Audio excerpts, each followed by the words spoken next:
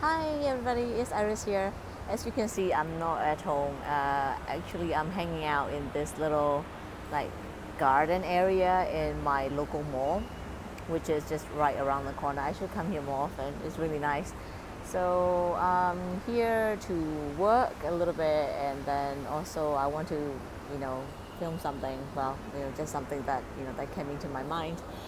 Well, it's been going on since the beginning of time, basically. The topic that I want to talk about today is if you are choosing a teacher, what are you going to choose? Are you going to choose a NES, NES, native English speaker, or an NES, non native English speaker? So it's, well, I'm sure you, if you are a teacher and if you are not a non-native speaker, you will have faced this problem one way or another. I'm pretty sure, like everybody, right? Oh yeah, I have too in my entire life. So, well, where do I start? All right. Well, I'm gonna start with telling you like why it's been in my head today, because I've been applying for jobs again. I already told you because of COVID, I lost my job with the British Council, and they said they're gonna open next month, but who knows? So I need a plan B. So I'm like looking for jobs again, and then of course, Thailand is very very similar to Myanmar. So uh, anybody who is non-native or non-white people get discriminated even if we have the same qualifications or even more qualified.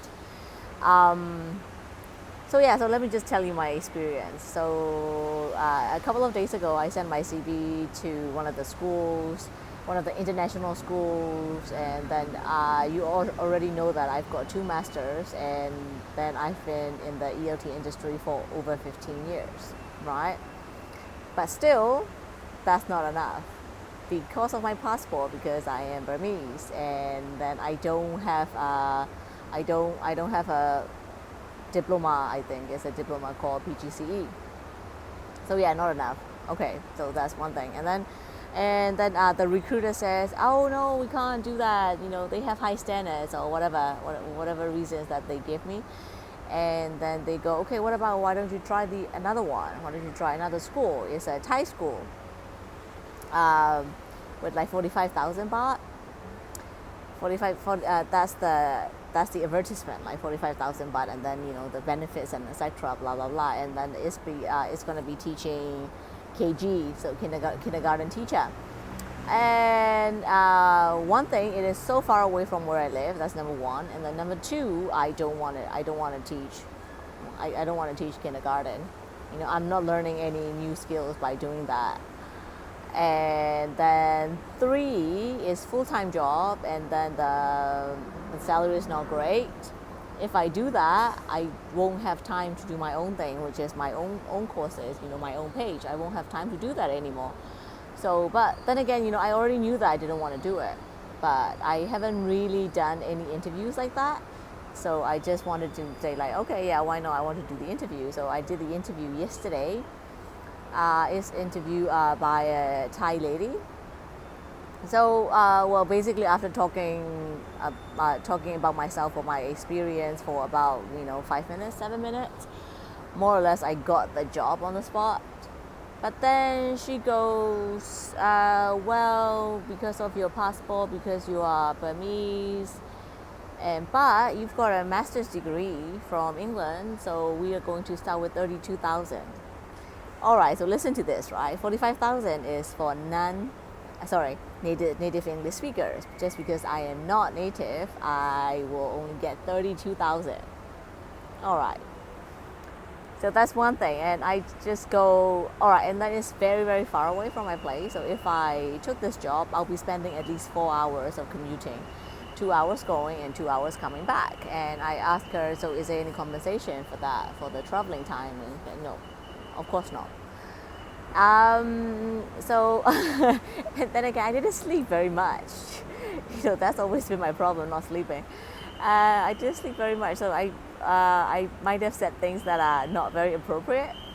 I said it's very degrading, and I've got 2 masters. I've got 15 years teaching experience, and I've been working at organizations such as Oxford University Press and the British Council. It's very degrading to treat people like this. And I said, I'm sure I'm more qualified than most of your teachers. I know it's not her fault. And it's just, it's just the way it is. The way it is. Like all of us have faced this in Myanmar. I'm sure in Vietnam, in Cambodia, Thailand. A lot of us face the same problem. If you are a non-native English teacher, non-native, non-white, let's just say it. So, yeah. So that was my experience. That was my experience with that.